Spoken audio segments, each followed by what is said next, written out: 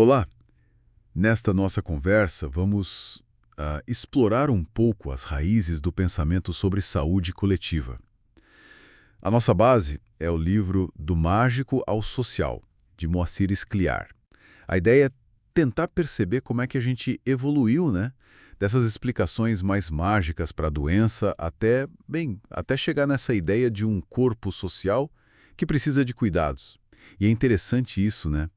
Essa ideia de sociedade como um corpo, um organismo todo interligado. Parece que surge quase junto com a saúde pública. Exatamente. O texto até sugere que a saúde pública nasceu, assim, para cuidar um pouco das dores desse corpo coletivo. É uma ligação muito forte. Faz sentido. E para entender essa jornada, o autor propõe olhar por diferentes lentes, digamos assim. A mágica, depois a empírica e aí sim a social. Porque, claro, a preocupação com a doença sempre existiu, mas o jeito de encarar mudou e muito. Sim, vamos começar então por essa primeira lente, o olhar mágico. É fascinante pensar nisso hoje, né? Sem a ciência moderna, como é que se explicava uma doença? Demônios, espíritos, castigo dos deuses? Pois é, e aí a figura central era o feiticeiro, o xamã. Ele que tinha o papel de curar, né? Usando rituais, tentando, sabe, reintegrar a pessoa doente na ordem do universo. A gente vê isso em vários lugares. No Brasil colonial mesmo, com as práticas indígenas, africanas, chás, rezas, benzeduras. Uhum.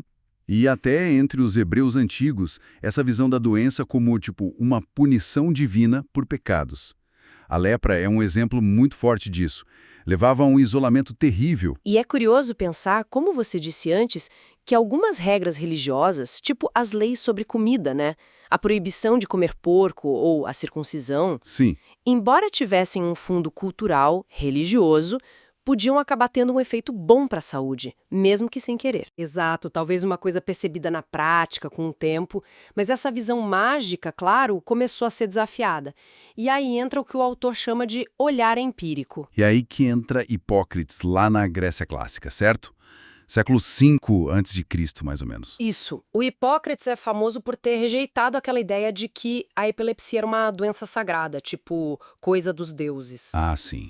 Ele começou a focar na observação cuidadosa, olhar para o doente, para o ambiente dele, buscar causas naturais. Foi aí que nasceu a observação clínica e até epidemiológica, sabe? Ele anotava padrões, tipo a relação da idade com certas doenças. E aquele texto famoso, Ares, Águas, Lugares. Exatamente. Ali ele analisou fatores do ambiente, estilo de vida, defendeu uma visão quase ecológica da saúde, a ideia de que as doenças têm múltiplas causas. Bem avançado para a época. Muito. Claro que tinha limitações, né? A teoria dos miasmas, que eram os maus cheiros que causariam doenças, ou aquela dos 4 humores do corpo que precisavam estar equilibrados, mas o foco na observação foi um salto. E essa coisa do ambiente? A gente vê um pouco disso nos romanos também, né? Com os aquedutos, os esgotos, obras impressionantes. Sem dúvida. Mas o texto diz que ainda não dava para chamar de saúde pública, no sentido que a gente entende hoje. Por que essa diferença? Olha, principalmente por causa da exclusão social, né? Pensa nos escravos, por exemplo. A saúde deles ou de boa parte da população mais pobre simplesmente não era uma preocupação coletiva do Estado. As grandes obras beneficiavam mais a elite. Entendi. O corpo social ainda era bem restrito. Exato. E depois vem a Idade Média na Europa, que é vista como um período, bem, um pouco complicado para essa área. Um retrocesso, né? A chamada Era das Trevas para a saúde também. De certa forma, sim. Para a medicina mais racional, foi difícil.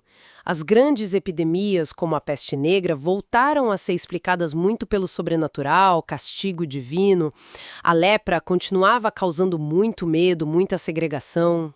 Uma época sombria mesmo. Mas, por outro lado, é nesse período que começam a surgir os primeiros hospitais. No início, mais com abrigos, lugares de caridade, sabe? Ah, interessante. E no final da Idade Média, a medicina leiga, fora da igreja, começa a ressurgir com mais força nas escolas médicas, como a de Salerno, e nas universidades que estavam nascendo. Ok, então não foi só retrocesso. E aí a gente avança para o Renascimento. O texto destaca uma figura importante aí, Fracastoro. Isso, Girolamo Fracastoro. Ele estudou muito a sífilis, que na época chamavam de doença francesa, mal napolitano, enfim. E o trabalho dele foi incrível porque ele propôs, de forma bem lógica, que as doenças se espalhavam por contágio. Contágio. Como assim?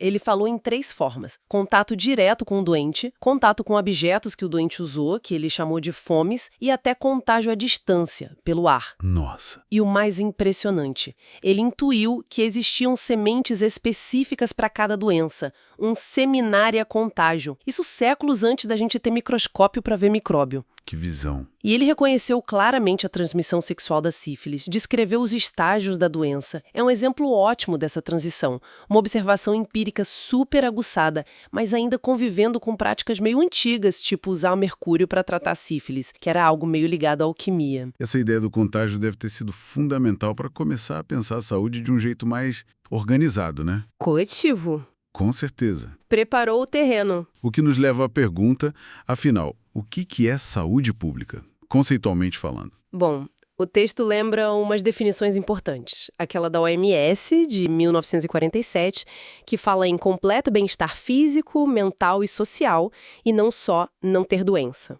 Certo, uma visão bem ampla. E a do Winslow, que é muito citada: a ciência e a arte de evitar a doença, prolongar a vida, promover a saúde, através de esforços organizados da comunidade. Ah, essa parte é chave. Esforços organizados da comunidade. É aí que aquela ideia do corpo social entra com tudo, né? Exatamente. Essa metáfora da sociedade como um organismo, sabe? Com partes que dependem umas das outras, divisão de trabalho. Pensadores como Comte, Spencer, Durkheim desenvolveram isso. E essa ideia ajudou muito a pensar: se a sociedade é um corpo, então os problemas de saúde dela precisam de uma resposta coordenada, coletiva. Não dá para tratar só o indivíduo isolado. Faz todo sentido. Claro que a analogia tem seus limites, né? Uma sociedade é bem mais dinâmica, tem conflitos, muda muito mais que um corpo biológico. Mas a imagem foi útil. Mas foi essa visão, essa compreensão, que abriu o caminho para a saúde pública moderna. Essa abordagem focada na população como um todo. Sem dúvida nenhuma. Olha o caminho que a gente percorreu, né?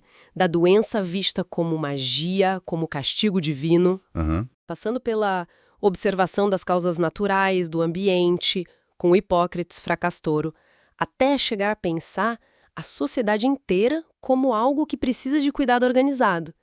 Essa é a essência da trajetória que o Scler descreve. É uma mudança enorme na forma de entender a saúde e principalmente a responsabilidade por ela. A gente para de olhar só para o indivíduo e para o sobrenatural. Exato. E passa a incluir o ambiente, os comportamentos e o que é crucial, a forma como a sociedade se organiza. Isso mesmo. E aí fica a reflexão, né?